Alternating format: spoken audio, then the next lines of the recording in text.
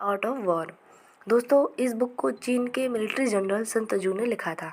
वैसे तो इसमें मिलिट्री की स्ट्रेटजीज बताई गई हैं, लेकिन इन स्ट्रेटजीज को businessman, companies, athletes, political parties भी अपने राइवल्स को हराने के लिए इस्तेमाल करती हैं। Chapter 1, making plans. युद्ध जीतने के लिए सबसे बड़ा फैक्टर होता है प्लानिंग। जो बिना प्लान किए युद्ध में जाते हैं वे हारने के लिए ही जाते हैं। अगर आप खुद को जानते हैं और दुश्मन को जानते हैं तो आपको किसी भी युद्ध से डरने की ज़रूरत नहीं है। लेकिन अगर आप खुद को जानते हैं और दुश्मन को नहीं जानते हैं तो आपकी हार निश्चित है। इसलिए दुश्मन को जानकर ही प्लानिंग करनी चाहिए। साथ ही प्लानिंग करती बाद 3 चीज़ों का ध्यान रखना चाहिए।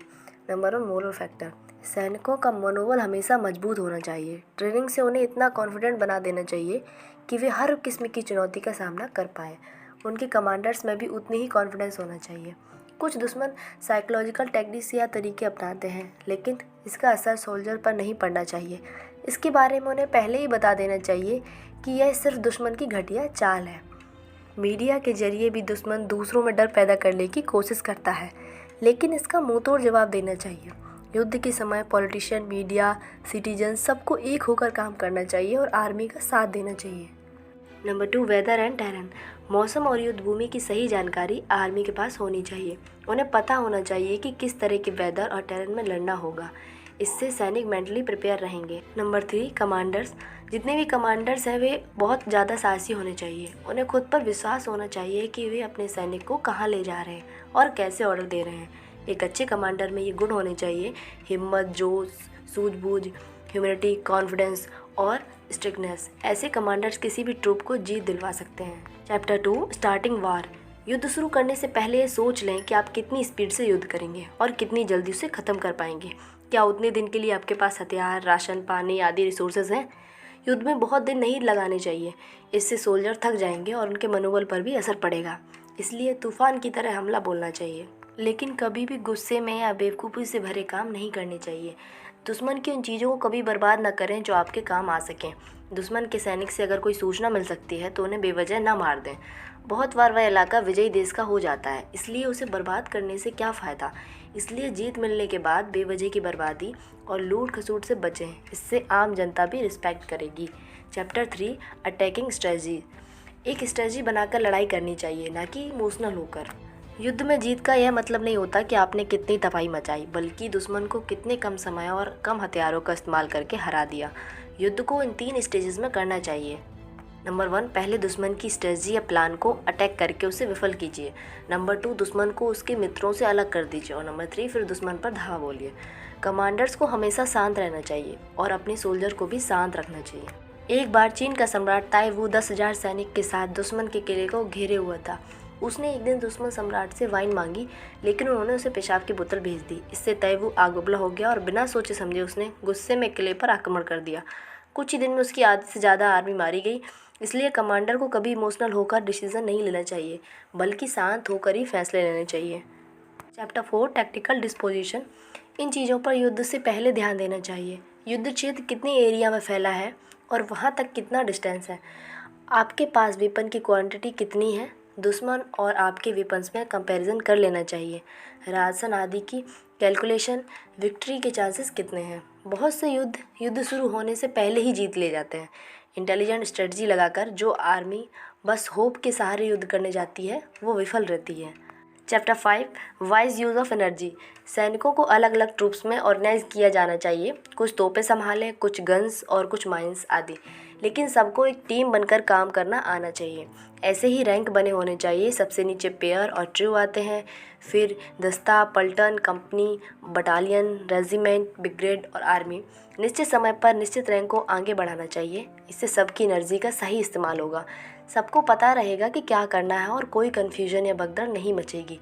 Chapter 6, weak and strong points. अपने वीक पॉइंट और स्ट्रॉन्ग पॉइंट्स दोनों को स्टडी करें। ऐसे ही दुश्मन को भी जानें। जब आप स्ट्रॉन्ग हो तो कमज़ोर नज़र आइए और जब आप कमज़ोर हो तो स्ट्रॉन्ग नज़र आइए। इससे आप दुश्मन को चकमा दे पाएंगे। Chapter 7, manoeuvring.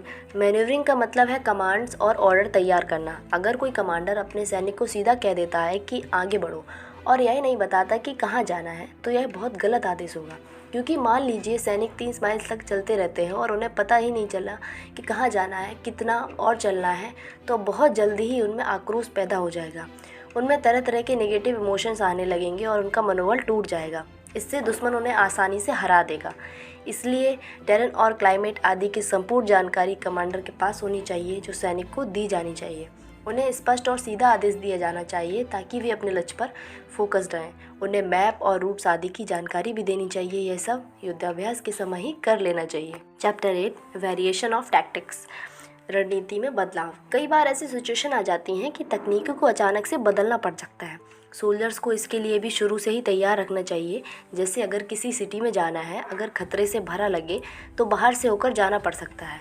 उस समय किसी को बहस नहीं करनी चाहिए, बल्कि सिचुएशन को समझना चाहिए। टैक्टिक्स बदलते समय लीडर्स को निम्न चीज़ें नहीं करनी चाहिए, अन्यथा हार निश्चित होगी। नंबर 1, हड़बड़ी में निश्चय लेना, कारण और डर दिखाना, जल्दबाजी करना, बहुत इज्जत की चाहत रखना, सैनिकों के प्रति बहुत चिंतित हो जाना। इसके बजाय विक्ट्री पर फोकस करना चाहिए, दूसरों के सजेशन ना लेना। Chapter 9 the army on the march. जब आर्मी आगे बढ़े तो बहुत ही डिसिप्लिन के साथ आगे बढ़ना चाहिए। सभी कमांडर्स को उचित कमांड्स देनी चाहिए और सभी सोल्जर्स को ठीक से उनका पालन करना चाहिए। सबको एकजुट होकर आगे बढ़ना चाहिए। अगर आगे नदी या पहाड़ हो तो दुश्मन को ऐसी जगह की तरफ धकेलना चाहिए जहाँ पर उसे घेरना आसान हो। Chapter 10 classification of terrain.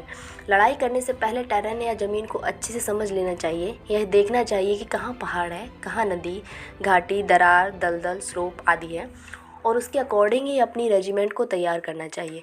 सैनिकों को एकदम से सरप्राइज़ नहीं देना चाहिए, उन्हें पहले ही बता देना चाहिए ताकि वे मेंटली तैयार रहें। Chapter 11 the 9 situations. लड़ाई के लिए इन 9 तरह के ग्राउंड्स को ध्यान में रखना चाहिए। सबसे पहले इन 3 तरह के ग्राउंड्स पर कभी भी लड़ाई नहीं करनी चाहिए।